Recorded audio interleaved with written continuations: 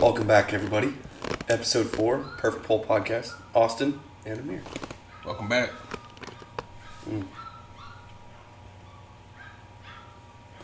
She's going crazy in there. A few things we're going to start this episode off with. We got a new ashtray from Newman. Pretty cool. Dual cigar. I showed you. I'm really excited. We both only got like a quick little look at it. I'll put you there.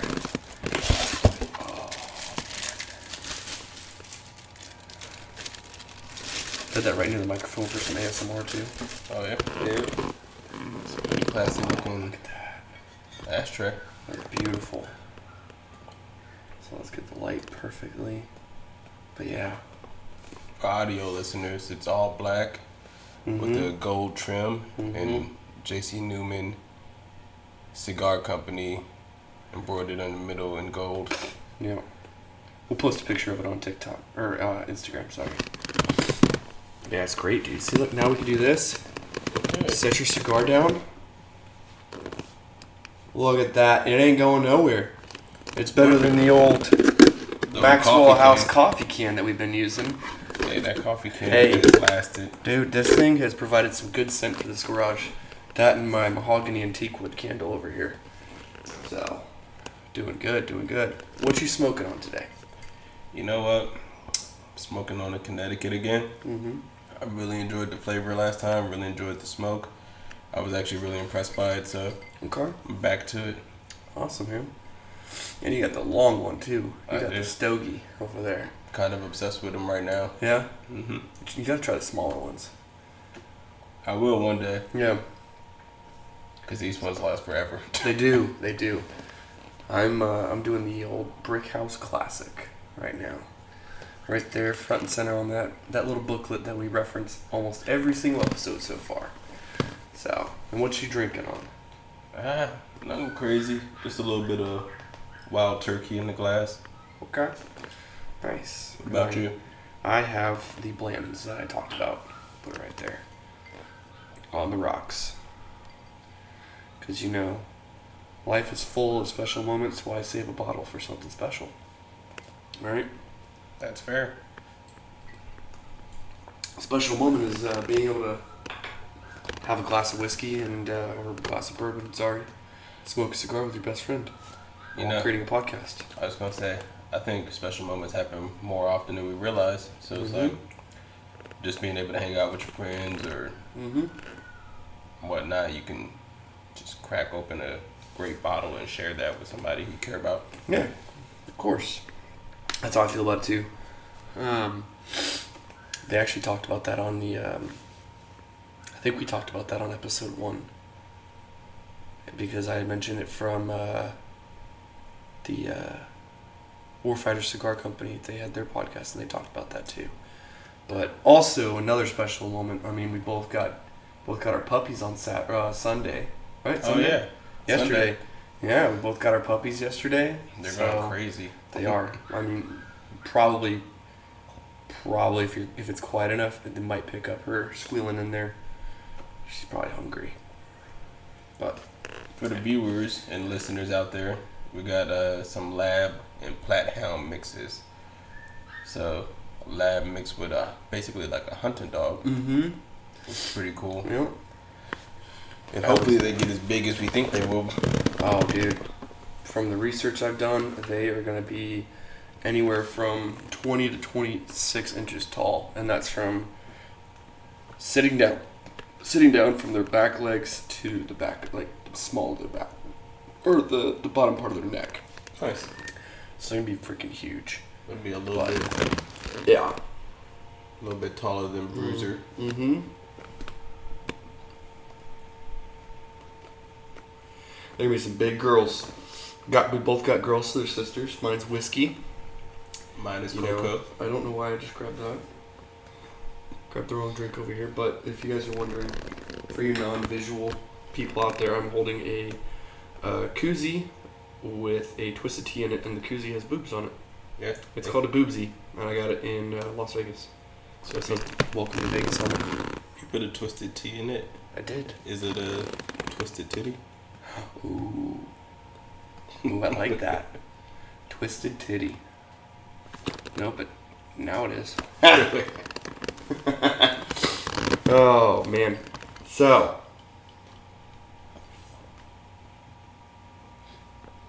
We are going to get down the rabbit hole again in this episode. We're still going to touch on some whiskey and some cigars here, but I took a few pictures of things that I wanted to talk to you about. So there's a few things here. First thing I'll talk about, since it's right here recent, just took a picture of it. There is a guy, so you know burpees, right? Mm-hmm. Everybody hates them. Some people swear by them. Some people love them, right? Some people it's a love-hate relationship. There is a guy named Royal Huddleston Burpee Sr., right? He is the inventor. Name. That is his name, Royal Huddleston Burpee Sr. That's what he looks like. Right? Looks like a fucking cartoon character. Yeah, dude, he looks like Popeye, the Sailor Man, right there. If y'all are curious, look him up. This is a true story. He is the inventor of the famous burpee exercise. He invented this movement as part of his PhD studies, and it was invented in 1930. Yep. He was a ensign in the U.S. Navy during World War I. He was born June 4th, 1897, and he died January 13th, 1987. Wow. So we probably got to see Arnold Schwarzenegger do the burpee, which is kind of cool. That's pretty cool. Yeah. So, how do you feel about burpees? You know, kind of a love-hate thing. Huh? You know, sometimes, because I feel like in the beginning of burpees, you get a false confidence of like, yeah, I can keep doing these. Yeah. And then you get about to like 10 or 15 or so, and you're just like, why the fuck did I start doing these? Yeah, they suck. But great workout though. I mean, no doubt, any exercise that makes you hate the exercise, I think probably is a good exercise. Yeah. Yeah. I mean, it's a full body workout. You know, you're getting your cardio in because you're jumping up and down, and then you're getting your push-ups, so you're getting your upper body. I mean, you think about it too, like a little bit of core, if you think, because as soon as you get down to the ground, I mean, some people will go all the way to the ground, stretch their arms out, and then come back, and then push up, jump, hands up in the air. So I don't know. I'd have to look at like the actual original version of like how he wanted to do it. I feel like everybody has their own interpretation of how they do it. Yeah, some people do that push up at the bottom, and then some people just get into the push up position and pop back up. Yeah. So, but I mean, I feel like it's whatever you're comfortable with doing, and I mean, as long as you're doing it, who's gonna judge you, right? Like, who's really gonna say, "Oh, you're doing it wrong"? Well, motherfucker, at least I'm doing them. Yeah. You know what I mean? Like, I think people in the fitness community get really self-conscious, like especially when you're first starting out, because you're always worried that people are going to be judging you. Yeah. So you're just constantly thinking about, am I doing it right? Is somebody laughing at me because I'm making a mistake that I wouldn't know that I'm making? Yeah. And I think that's why it's so intimidating to people to even start in the beginning. I think so too. I mean, I definitely had that when I was younger and I was, first going out to the gym and stuff like that, trying to get myself in shape. I mean, I was 140 soaking wet, 6 foot tall, so I looked anorexic. But just trying to like bulk up, get into the gym, run, work out a little bit, just to put some meat on my bones, and then. But yeah, it was just always intimidating. I always just felt like there's always somebody that's gonna be there, like judging me, like, oh, look at him, he's doing 10 pounds. The crazy part is about that is the gym community is probably one of the most welcoming communities. Along with like the cigar community, because like they want new people to come to the gym. They're like, oh, okay, you may not know what you're doing right now, but I see you putting in the work and the effort. Hey, let me give you some pointers. Exactly. But then also too, I feel like some of them won't just go up to you, right? For that sake of somebody, a lot of people aren't open to constructive criticism. Yeah. Right? So, like, say you're a big meathead, right? You're going to the gym. I walk in. I'm doing a little bit of this and that. But, like, so you and I, if you were to come up to me and you're like, hey, man, look, I noticed you're working out. How, you started, I mean, it depends on how you started out, too. Like, oh, hey, is this your first time in the gym? Have you done these workouts before? Oh, no, cool. Well, hey, you're doing it all right, man, but let me show you a little bit of pointers so that you can get the most out of this workout. Yeah. Me, I'd be like, oh, hell yeah, dude. I'd love that. Love for you to help me out. It really all depends on who you're talking to or Exactly. how you approach them. Mm-hmm. Because you get somebody on a bad day, they just in here banging weights. They don't give a fuck about their form or whatever. And, Yeah. Yeah, they're now you're coming up to them telling them, hey, you're doing it wrong. Yeah. And they might be And I mean, less inclined to hear it. yeah, it's all about that tact, too, of, like, how you tell them they're doing it wrong, or, like, hey, you're doing a pretty good job, but, hey, let me help you do it in a way where, one, you're going to minimize your injury, two, you're going to minimize your, like, recovery time, and then three, you're going to get the most bang for your buck out of this, like, this weight here. Like, Yeah. tomorrow, I'm going to have you feeling like complete ass, and then the next day, you're going to be feeling like you can lift 20 more pounds. That kind of thing, So I feel it's a give and take relationship. You gotta want to put in the work, but then you also have to want to be able to receive that feedback from people. Yeah. So I think there's a good and bad side to everything. I mean, on that note, with the gym community, you look at all the fitness influencers out there. I can't stand half of them. yeah, they're 'Cause overconfident, they don't actually tell you anything. Mm-hmm. So like you're watching these videos like, hey, you want to know how to get like me? Okay, and then they give you zero information just so they can sell you a course or to send you to some affiliate link so you can buy their supplements. And it's like, I get it, people got to eat, but at the same time, don't be disingenuous with people, you know? Yeah, I know. Yeah. See, and that's why, like you mentioned, the cigar community. The cigar community is like the complete opposite of that. Since we started, everyone we've talked to has been very open and willing to share information. Hey, I really like this cigar, and if you're starting out, what kind of flavors are you looking for? Oh, I don't know what I'm looking for. Okay, cool. We can work with that. Have you smoked before? Yeah, I've smoked before. Okay, what flavors did you enjoy? Well, I don't really know what I was tasting. Okay, what cigar were you smoking? And then offering that information. And I love that.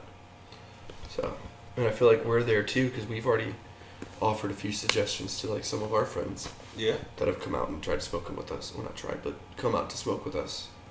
So. I definitely would recommend this Connecticut to almost anybody. Mm-hmm. I also like the, Arturo Fuentes, the little torpedoes that they have. Yeah. Those are pretty good too. Yeah. I wouldn't say that one's a starter cigar, but I would say this one's a pretty solid one. Yeah. But I'm glad that we didn't start with the brick houses for one particular reason. We would have been so hung up on these, this is all we would have smoked. And we wouldn't have expanded our horizons. Yeah. And I feel like, and I'm also glad that we stepped away from the acids. Nothing wrong with acid. Great starter cigar. Great, inexpensive. I'm not saying cheap. Cheap and inexpensive have two different meanings. Great inexpensive cigar for anybody out there that just wants to, have a quick smoke with your friends on a cigar. Or Make all different types of sizes try. with them. Yeah, exactly. But these brick houses, dude, wow. Yeah. Wow. I always seen them too, and so the thing that always drew me away from the brick houses was I looked at the boxes that they came in, and I was just never impressed with their packaging and the way they looked a little bit boring. You know what I mean? Yeah. And I think that's on purpose or by design. But honestly, nothing's wrong with boring. Yeah, and I think it's like that because they are those entry level ones, right? I mean, look in this book. I mean, here's all three of the brick houses that we've done so far. You got the one I'm doing right now. You're in the middle. Your Connecticut right here. Sorry, the camera's mirrored. And then you have the Maduro, the one I did last episode. And then right here on the back too. They got all of them right here. So I mean, these are great. Where'd they go? They're right here on the back. So you got your brick house Maduro, your brick house double. So your double CT, which is what you're doing right now, the double Connecticut, adorned with a natural golden brown wrapper. Puff after puff, you'll be met with tame hints of sweet cedar, cream, and toast. I got that when I was tasting it. It was very sweet, but it was like a good full body. Like it was nice. Brick house natural. That's what I'm doing right now, I believe. Like, I would say, classic. To me, so I did I can't remember what the other one is off the top of my head. It was the other brick house. The Maduro? The Maduro, yeah. Mm-hmm. So I did that one. That one was a good one. Mm-hmm. But when I smoked the Connecticut, it's like what I would expect if I never smoked a cigar. Cigars are supposed to be. Mm-hmm. If that makes sense. Yeah. No, it makes complete sense. And that's why I'm saying, like, I'm glad, like, you know, we started out with the ones we did. I mean, God, I can't even remember what we went and got the first few times. I mean, I know you got me. No, I got the Johnny Tobacco Knot. That one was really good. I loved that one. Obviously, I love the Julius Caesar Diamond Crown. That one's just. I still have yet to try that one. Dude, it's elegant, man. It's just like, I feel classy when smoking it. Like, wearing this, and I just feel like, dude, I got a $12 to $15 cigar right here, and it's worth it from first light, first puff, all the way down to the last third when you finish it. It's just, it's right there. Dude. Take that Connecticut, times it by like 5, but put it in a darker wrapper like this Maduro. Yeah. So, what do you call it? Who was I watching? I can't remember the name of this YouTuber, but he got invited to go hang out with, you know, the Tate brothers, Andrew Tate and Tristan Tate. Yeah. I never watched them. They're controversial figures. It's not for everybody. I don't even agree with everything that they say, but sometimes they make some points. Yeah. But I just remember they were talking about Tristan's love for, first off, drinking and cigars. And they were talking about, we smoked cigars that were like $250 a piece. And I was like, Jesus Christ, I wonder what that's like to burn that kind of money. And you know what? They probably are just as good as your run-of-the-mill $10 to $20 cigar. Oh yeah, you don't pay for that for the flavor. You're paying for the status. Yeah. At that point, you're like, I bought this because I could. Yeah. And 100%. you're smoking in your face. Yeah. You know what I mean? Yeah. Hey, that puff right there, that was $20. Yeah, basically. You know what I mean? But yeah, like, yeah. It's a fuck you cigar. Now, you know, I mean, I say that, and if anyone's offended by that, I mean, honestly, I don't care. That's just how I feel. I would never. Well, I can't say I would never. I don't know. I mean, if I were to, I would do it once. Just to say I did it, and I tried it, and then possibly say, you know, I'm not a fan. I'll stick with my brick houses, or, you know, at that point, if I'm a millionaire, I'll stick with my Pappies paired with my Pappy Van Winkle, or my Old Rip, or my Weller, or the opposite effect. Something. And if I get the opposite effect, yeah. I'm sure. It's got to have some kind of reason why it's that much besides. Yeah, I mean, money. You know, I'm sure there are some out there that, you know, are actually that good. They do something to it that, you know, it comes from an exclusive family of tobacco plants that have never moved. They've never, it's the same plant that has been growing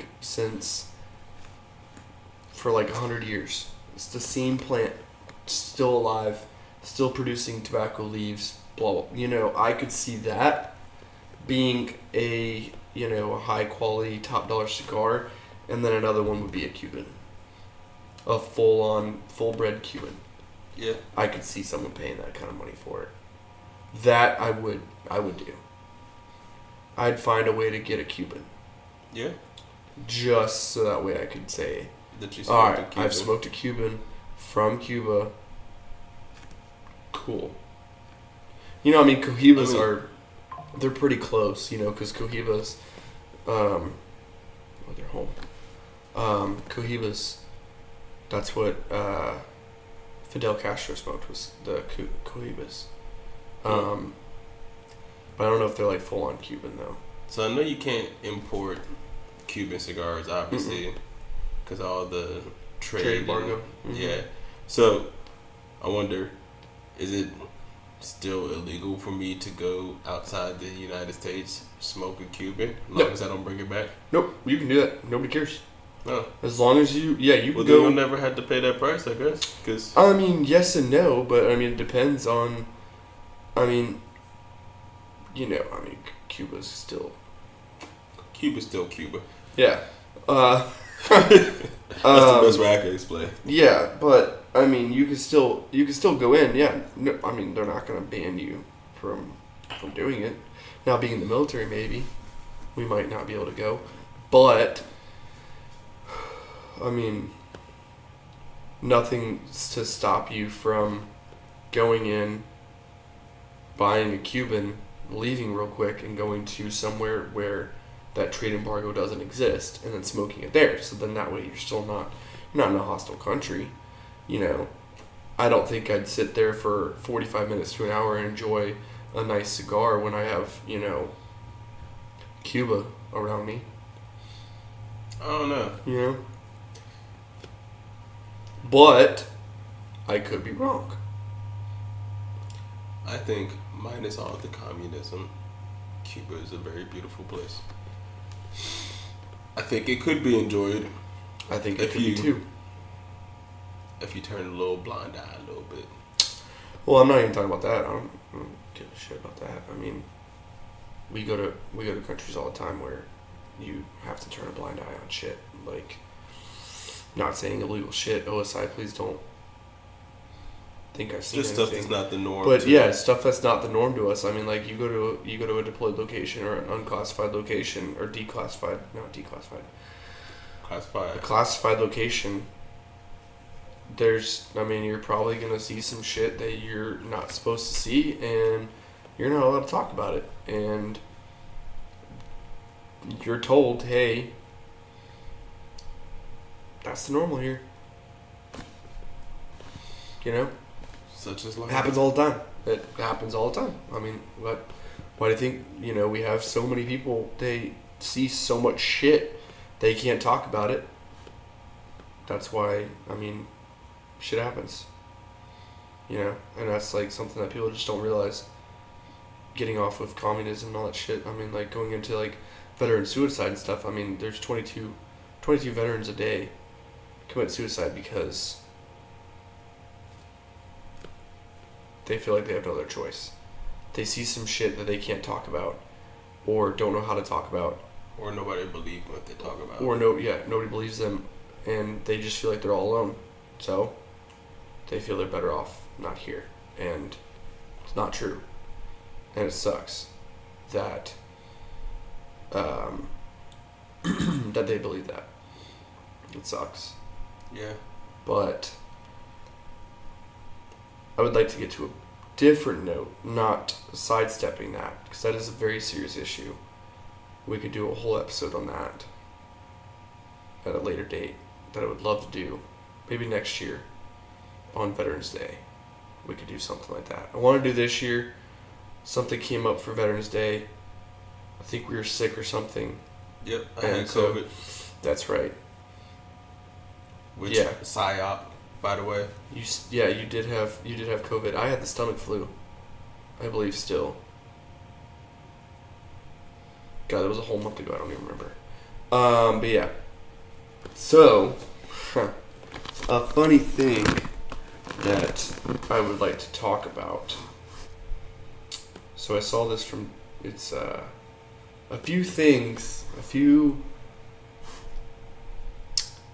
questions that need answers from Disney movies, right? Alright, so these 3 are from Cinderella, the original Cinderella, right? The cartoon. It's been a while, but I remember. Everybody knows the story, right? They're not going like too far in depth, right? They don't go too far in depth into the weeds of it, but it gets you brain thinking, okay? Because when I saw this, I was like, what the hell? They thought us adults wouldn't notice. But as kids, we wouldn't have noticed. Alright, so here's the first one. It is when Cinderella is leaving the party, right? And she loses her shoe. And it says, if the slipper was a perfect fit, how did it slip off of her foot? You know, it's funny you said that because as soon as you started it, I was like, oh, how'd it fall off? Right? Hey, come on, Disney. We need some answers to this. Because it was close to midnight. So because it was close to midnight, it started to lose its magical properties of being a perfect fit. Wow. You pulled that out of your ass. I sure did. Wow, that was, you know what? But there's some validity to that. I like that. Okay. It sounds like it could be right. No, I mean, we're never actually going to know the full actual answer. But, I mean, Cinderella, the story, let me see. How long has the story of Cinderella actually been around? Let me see. Original Cinderella story. Google. Original Cinderella story.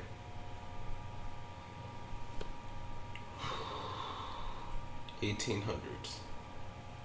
The first recorded story featuring a Cinderella-like figure dates to Greece in the 6th century. Jesus Christ. Disney didn't invent Cinderella. Her story is at least 2,000 years old. But, you know, that's kind of how they stole The Lion King, too. Yeah. But it was from 1950.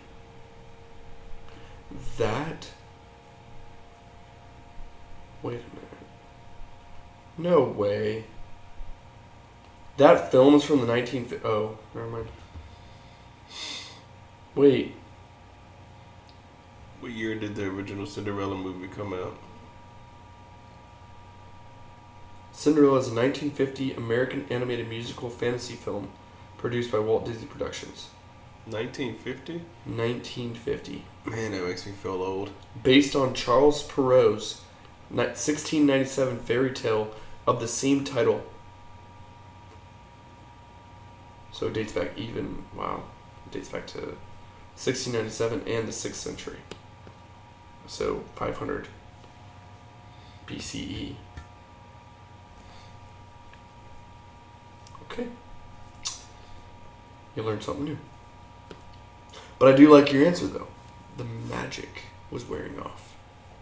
Yeah, because, I mean, if you think about it, her carriage, there was a pumpkin, so it turned back to a pumpkin. Mm-hmm. The mice turned back, or they turned back from servants to mice. Yep. And then her dress. The horses started turning back, too. It's been a long time since I've seen that movie. Same. Last one I saw was the live-action one. It was alright. That's probably the last one I've seen, too, but it wasn't bad. It wasn't bad. It was a good adaptation. There's so many live-action versions of it. Yeah, it wasn't bad. But which live-action version are you talking about?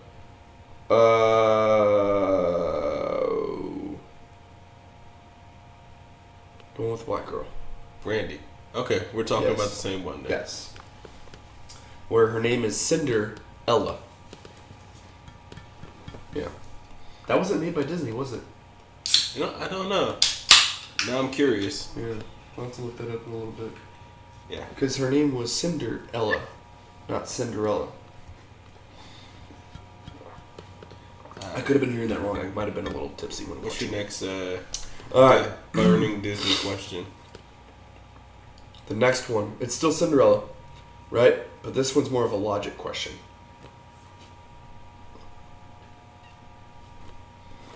It says, nobody in the whole kingdom has the same shoe size. Seriously?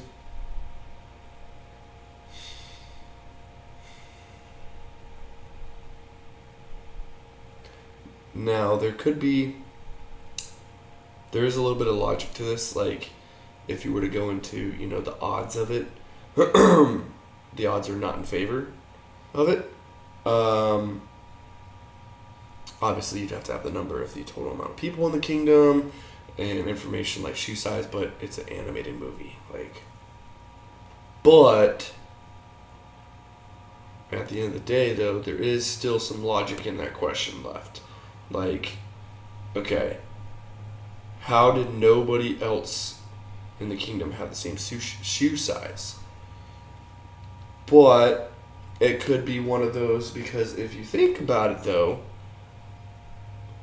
when the story was made in 1697, they didn't have exact shoe sizes. That's true. They didn't make shoes in size 10 and a half or size 10, 11, 12. So were 9. They were custom made to the person, or they were, one size fits all.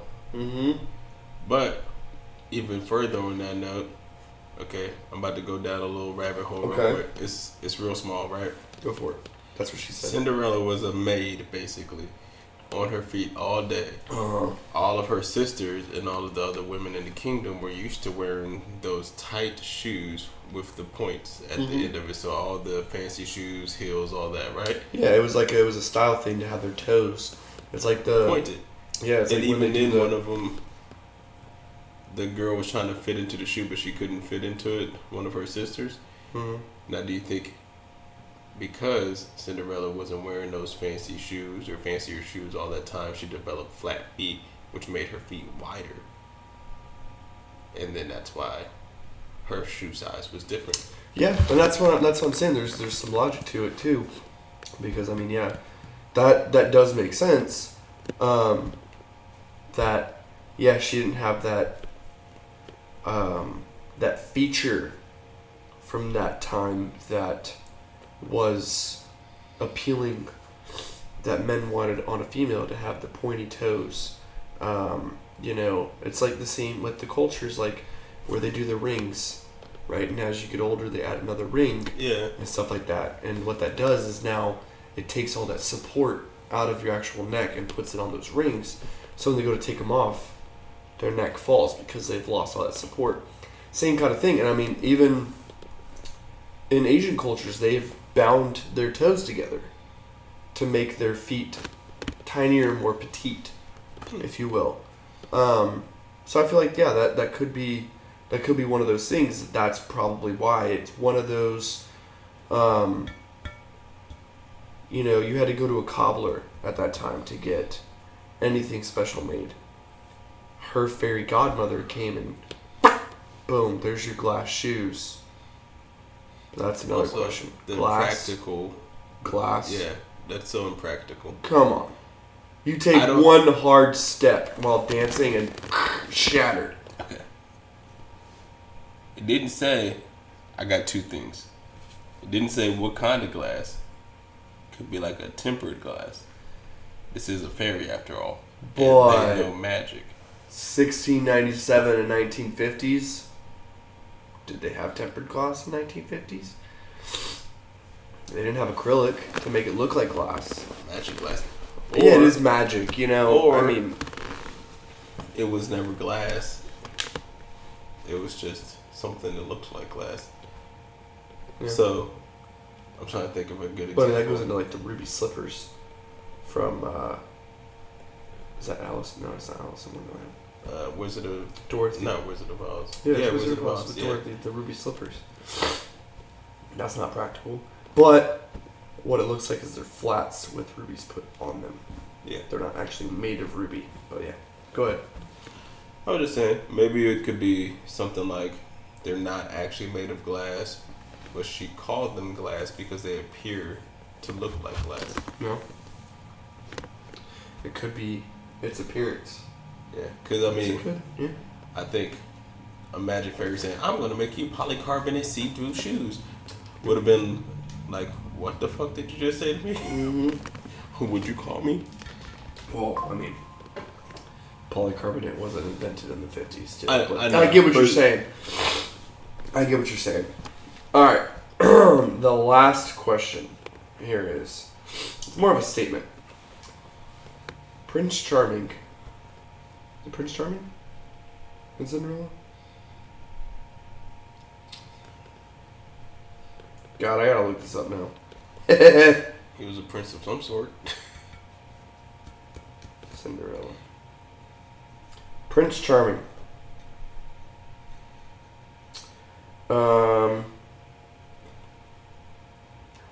Stated that, so he didn't know her name, but he said that she was the love of his life. Right? Can't remember her face. Couldn't remember what the fuck she looked like. And pick her out of a goddamn crowd of his entire kingdom. But that's the love of his life. Why did she... You don't even remember what I look like. The fuck? Get out of here. It's like, it's movie magic, right? So like, you remember all those movies in the 80s, in the early 90s, where it'd be some nerdy girl, and everybody be like, "Oh, she's so ugly, she's ugly, blah blah blah." Are you talking blah. about Grease? Any of them? Honestly, Honestly, talking any about of Grease. them. That's what I would immediately picture was Grease, but I'm not saying that she's ugly, but... But then, they somehow get a glow up. Yeah. And now they're so beautiful, and now the main guy wants to be with her. Hairspray. Yeah, it's so many different movies. I'm pretty sure it's a genre of its own movies. Yeah.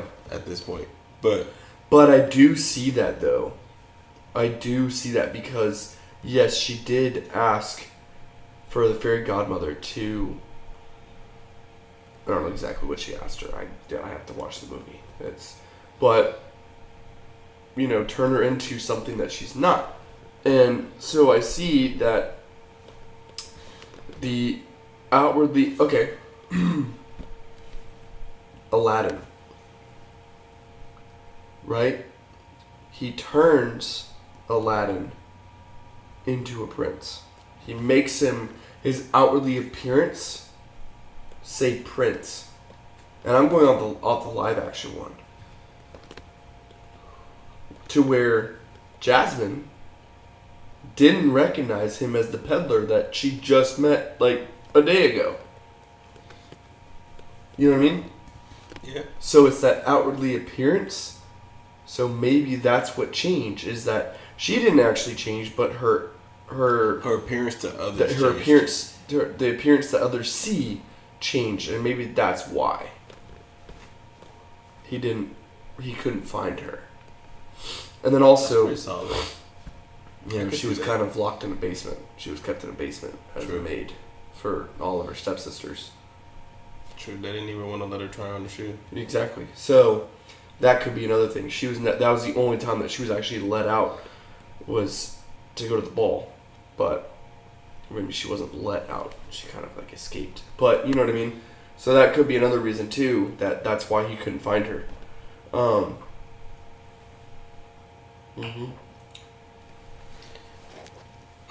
Some weird questions.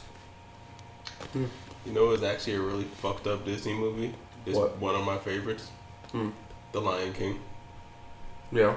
The Lion King is so fucked up. Like, if you really think about it, first off, I'm pretty sure Scar's name in Swahili is like Taka or something like that. And it basically means trash. They named him trash. No wonder why he wanted to fucking kill his brother and take over. Yeah. And then on top of that, But did he actually know what his name meant in Swahili? I mean, they were in Africa. And But they in the spoke movie, perfect they English spoke in movie. English. So, For us, though. yeah. Even if it didn't mean trash in Swahili, right? And his name was just Scar. So, first off, was he born with the scar? And even so, that's why the true. fuck would you name Yeah, a you know baby exactly. after? Yeah. Yeah, like was he born with that scar or did he just get it? Yeah. You know so what I it's mean? like, so either his parents are assholes or everyone else around him is assholes. So his parents were like, you know what? He has a deformity. We're gonna name you Crippy McCripple. Like, that's fucked up. But like, if he got it in some kind of fight or whatever, and then people just started calling him Scar because of the scar, that's equally as fucked up. Yeah. It's like, what if the girl, what's her name? I can't remember Nala. the girl's name.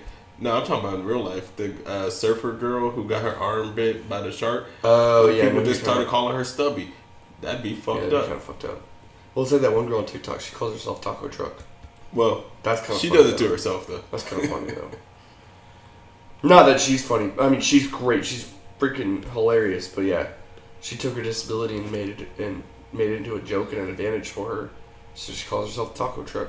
Kind of freaking hilarious. So I'm looking at different things on this website, and it's not giving me any answers. But wait, do I have to click on it? No. So apparently, if you translate Hakuna Matata from Swahili, so let's see, translator,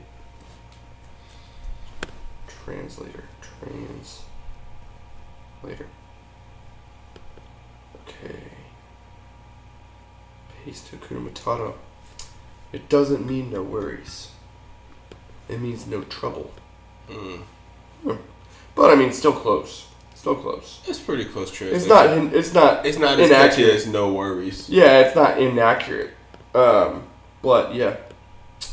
No, it's really funny. Oh. Okay, never mind. If you watch, you should go into Disney Plus and watch any movie made before like the 90s, and it will tell you Disney does not approve of such and such that may have been used in this time, but due to it being a family classic or whatever the fuck they're saying motto is, it's like it does not reflect the views of Disney. Basically, what we did back in like the 90s and 50s. It's so you're funny talking that that's they have like to do a that. It's like a disclaimer. Yeah, it's like a disclaimer at the beginning of a movie. Yeah, they do that now. What? Yeah, you got to go watch one of these old movies. That makes sense. It's the cancel. It makes sense because it's cancel culture, Yeah. but it's just like, dude, you're Disney, you're $1 billion company, and you're scared that a movie that you made 50 years ago is not relevant now. I mean, look at Cinderella. I still watch. They wouldn't make Cinderella. that movie now. I mean, they did. But they did an adaptation of it. But yeah. Ooh, here's a good question for you. We're gonna get into some Disney trivia. I'm gonna do 1 or 2 questions here, and then our time is up. What is the name of Rapunzel's chameleon? From Tangled. Mm-hmm. I'll be honest with you, I've never watched that all the way through, so It's I a could really not good tell one. you. It's actually a good one. I've heard it was good. I've seen. Bits I was and talking about the pieces. name. The name is a good one because it Ah. references a painter. A painter. Michelangelo, No. Picasso. No. What is Picasso's first name? Pablo. Oh, never mind. No. It's the last name of a painter. He's actually he's not a painter. Actually, he's a French mathematician and physicist. French. Mm-hmm. Baguette. I don't know. No. His name is Pascal, Pascal. after Blaise Pascal. Oh, Yeah. definitely would have never got that in a million years. But like I said, But I've it's never kind of watched funny that though. all the way 'Cause- through. yeah, that's a good one. Ooh. Oh shit! I almost downvoted something. Ooh. Here you go. Here's another conspiracy. This is the last conspiracy we'll leave on. Apparently, they are saying, and it's actually been confirmed, part of it's been confirmed, that Frozen, Tangled, and The Little Mermaid are all connected. I've heard this theory before. Right? So, Elsa and Anna's parents were traveling from Denmark, which is where their kingdom is, down to Germany.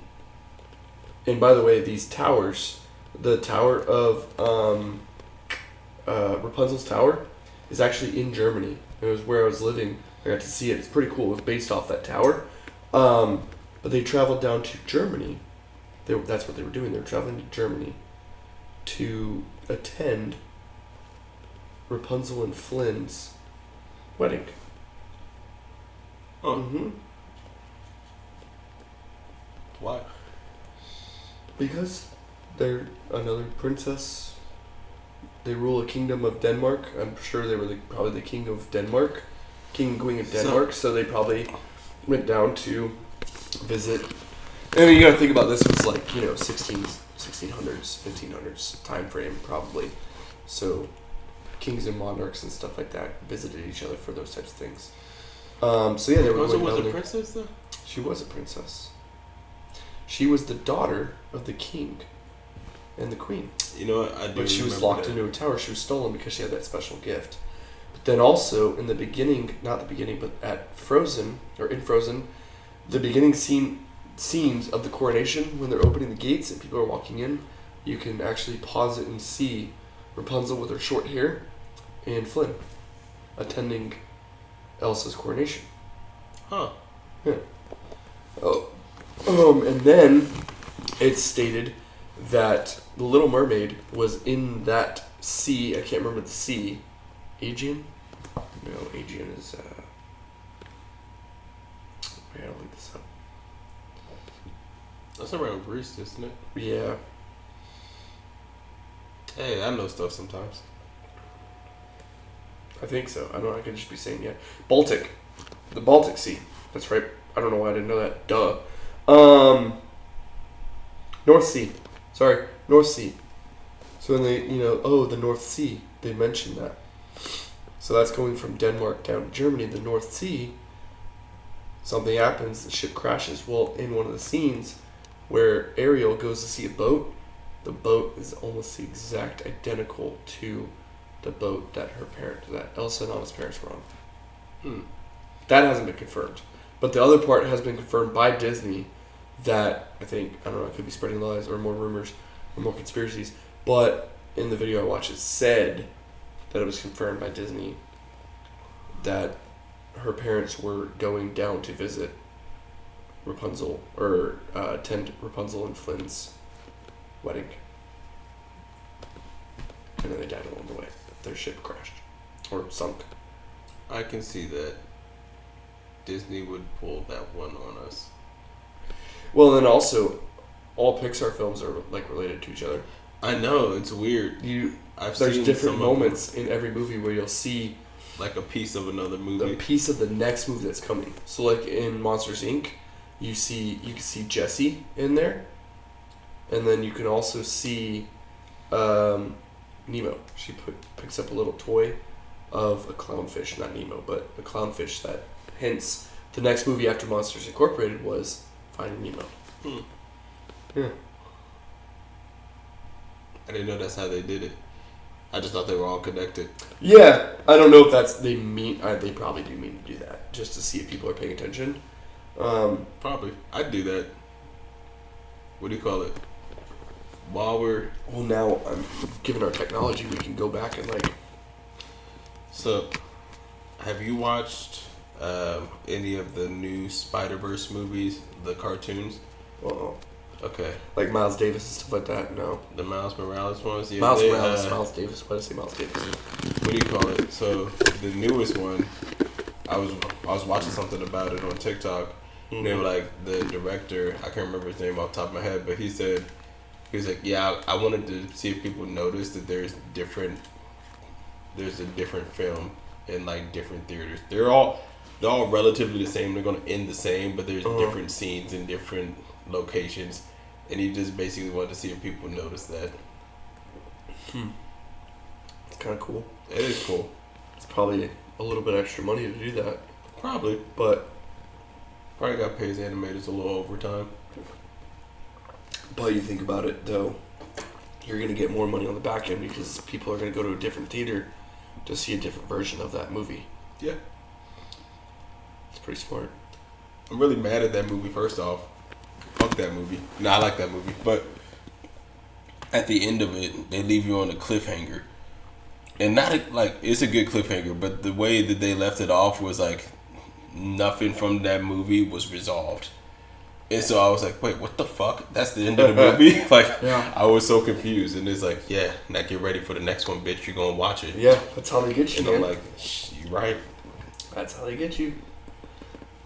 Oh, man. All right, guys. Feeling a little bit over on time here. We went to 50 minutes. So thank you guys for watching. Guys and girls, thank you all. We appreciate you. And again, we're always open to new suggestions and stuff you want us to talk about. You want us to talk about more Disney conspiracies? Let us know. We'll do our research. But yeah, we're going to sign out. I'm Austin. In the mirror. And this is the Perfect Pull Podcast. Thanks, guys. Thanks for watching.